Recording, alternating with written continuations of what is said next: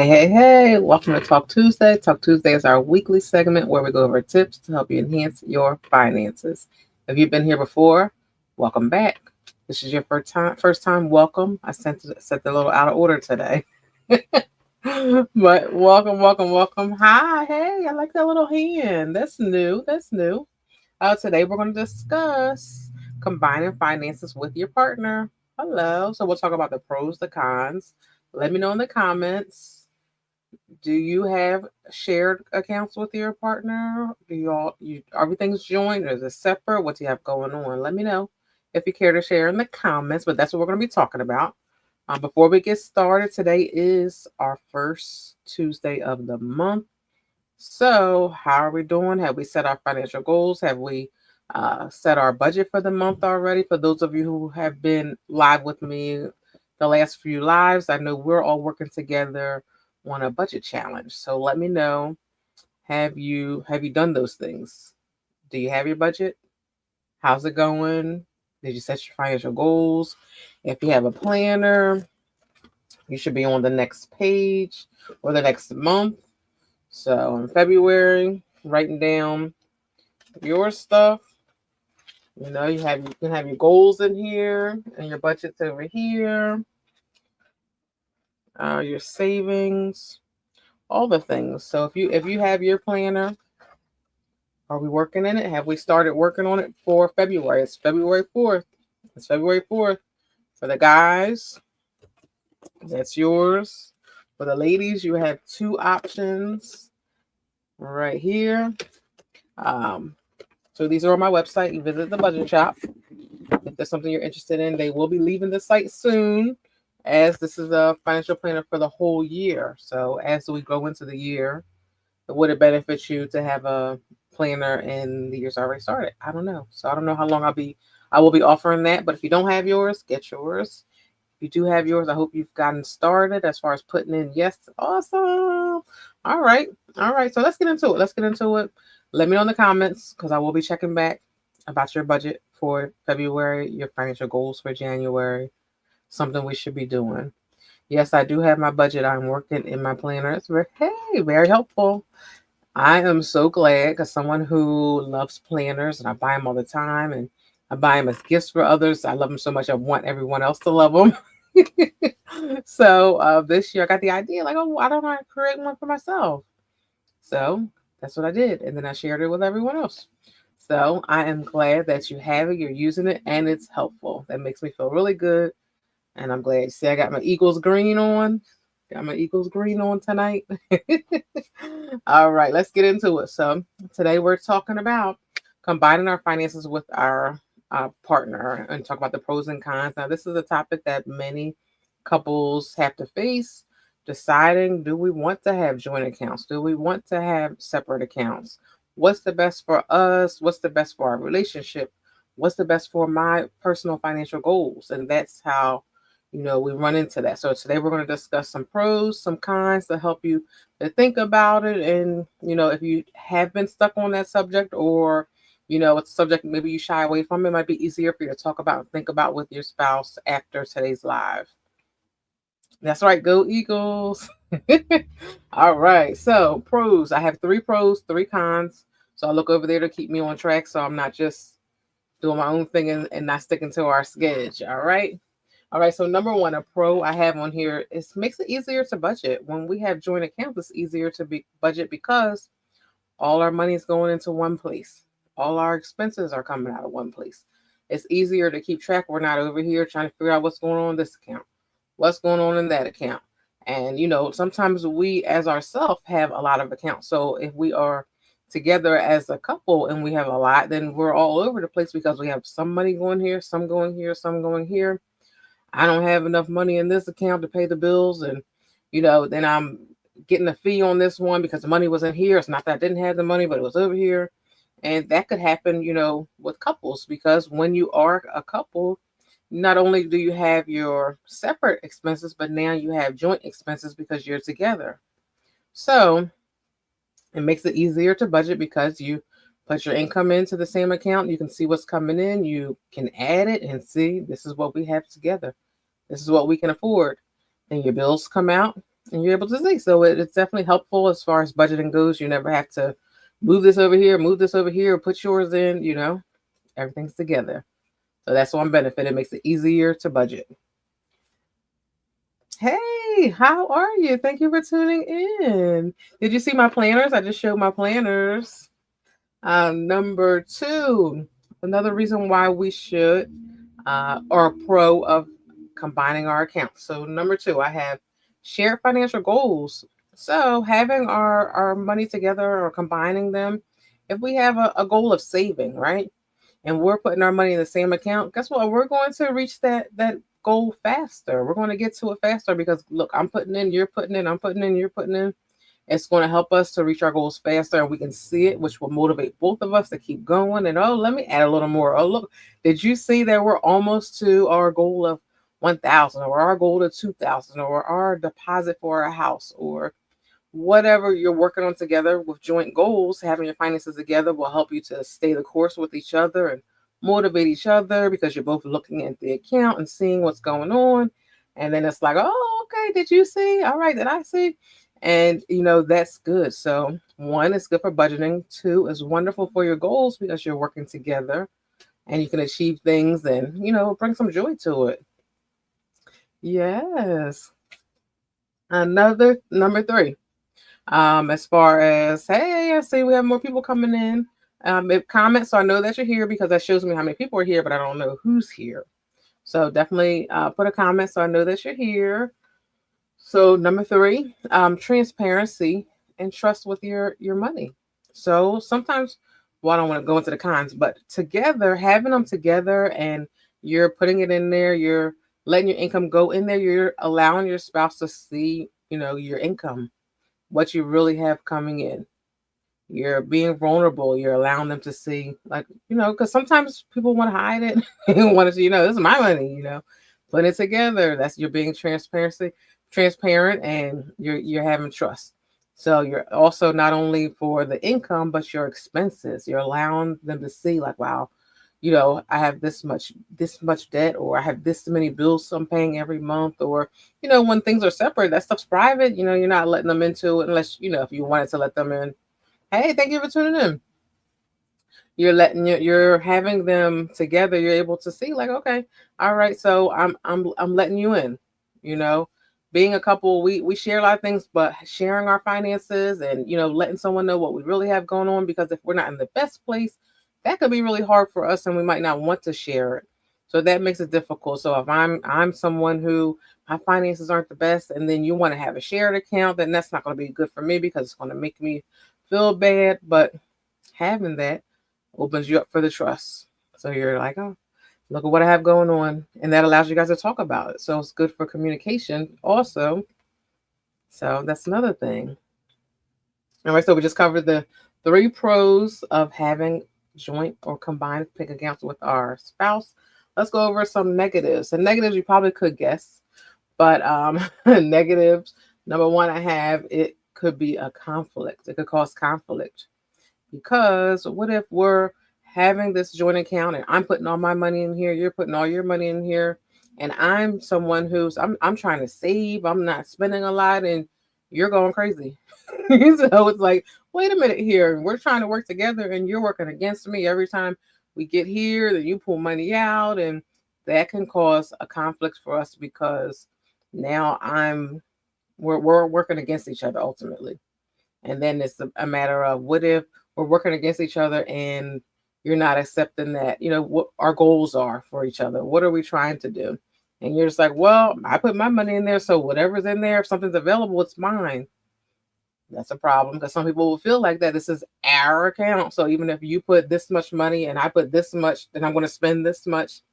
That could be a big problem. So that's a way it could cause major conflicts. Major conflicts. I have number two, mismanagement of our finances. So not only our accounts, sometimes we have joint credit cards. So let's say you have a joint credit card and you're working on paying it off, or what if it's paid off, or what if you're someone who pays yours off every month, and then your spouse is someone who likes to shop, and then your spouse is sliding and sliding and sliding, and I'm sorry, that is a problem because bills still have to be paid. That is a big problem. That's why that one's a con, because it's hard, because you're ultimately working against each other, because one person is trying to, work for the better of the finances of the relationship, and one is not. Um, but the mismanagement, so um, you are working on paying off debt, or whatever, you're debt free, but you have the credit card still available to you, and then your spouse is using them. So then you might have to take the card from them, or take them off of the card, or different things. So when we talk about joint accounts, we're also talking about, credit as well, because you can add someone on as an authorized user for your cards. So that is something that you could do. So be mindful of that. So that's a con. We all know that though, because that's a big conflict that a lot of people like to avoid. Or if they have the joint accounts, that's a lot of reasons why people will split the accounts, because they don't want that. Because if I'm working hard and I'm doing things, and I've got my finances together, and I'm a little more responsible with my money, and then you're quite the opposite, and then it's I can't see my financial success together with you, because you're doing the opposite of what I'm doing. So you have the conflict right there, and the mismanagement of the finances, because not only are you mismanaging your own finances, you're mismanaging my finances. So you're holding me back, you're making me struggle to get to my financial goals, because at the end of the day, we should be working towards our financial goals, and having the joint account should be joint financial goals. So we should be working for all of our goals, your goals, my goals, our goals as a couple. So that's something to also keep in mind, because sometimes we'll put our money in there, but we don't have a focus for it. We don't know what we're working towards. We're just throwing it in there. Just put it in there. Let's handle the bills. Nope.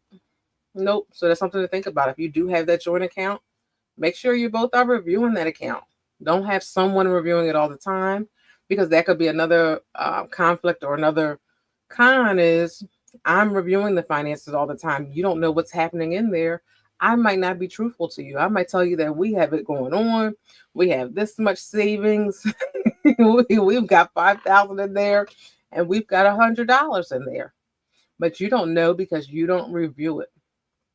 And not only that, so that could be, I'm causing a problem because I'm lying to you, I'm not telling you, and I'm have us in a worse situation because I'm doing a lot.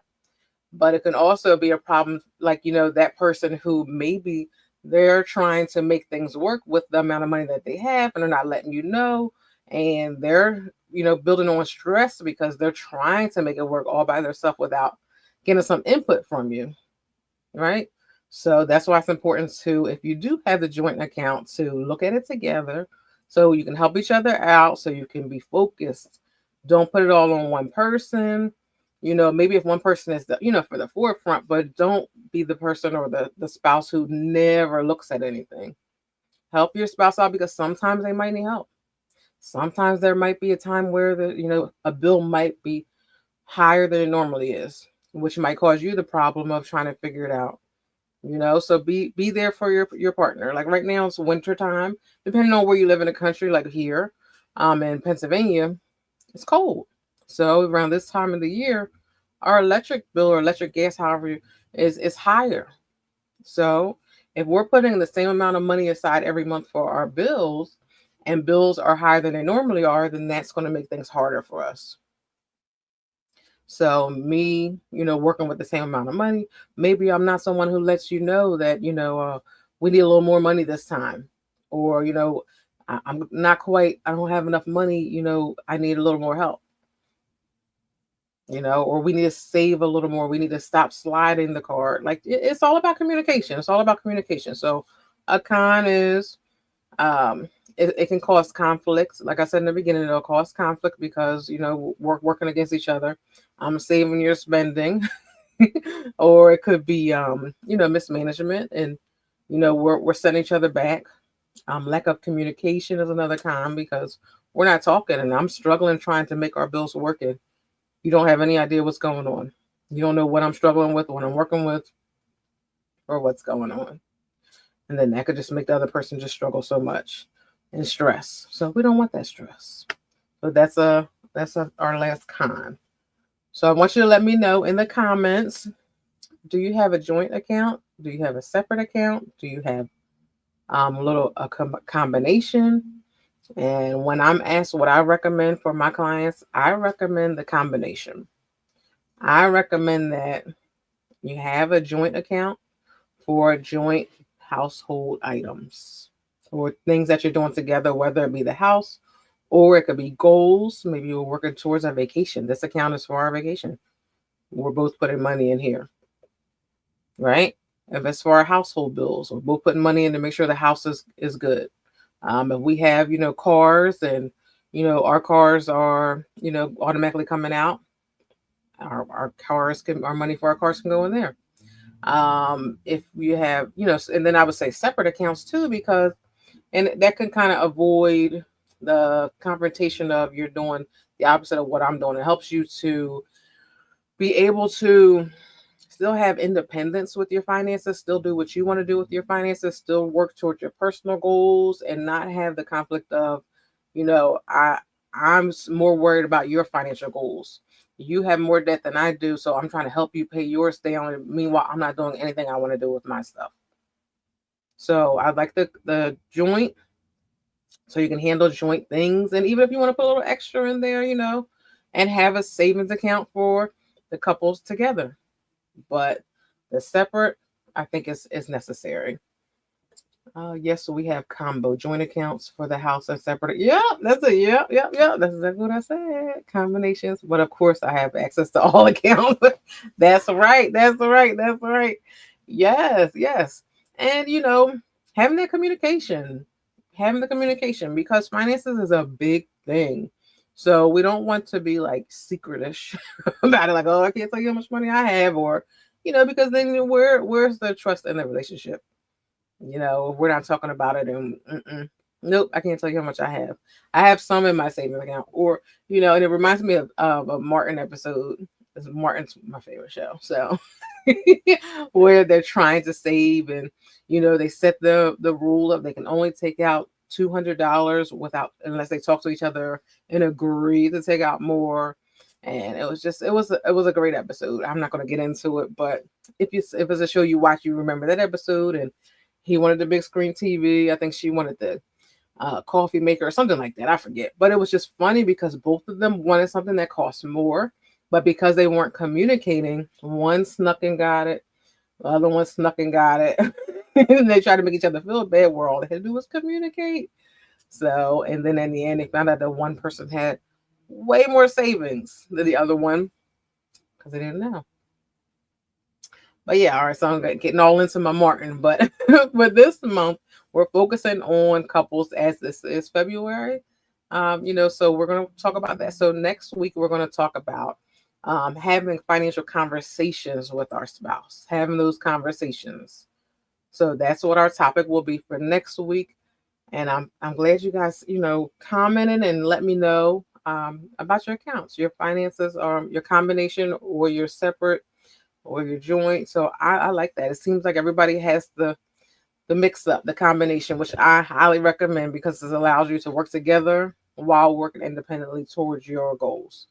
We're working together and I'm able to work on mine. So we still have our independence, so we're still able to work towards what's best for all of us.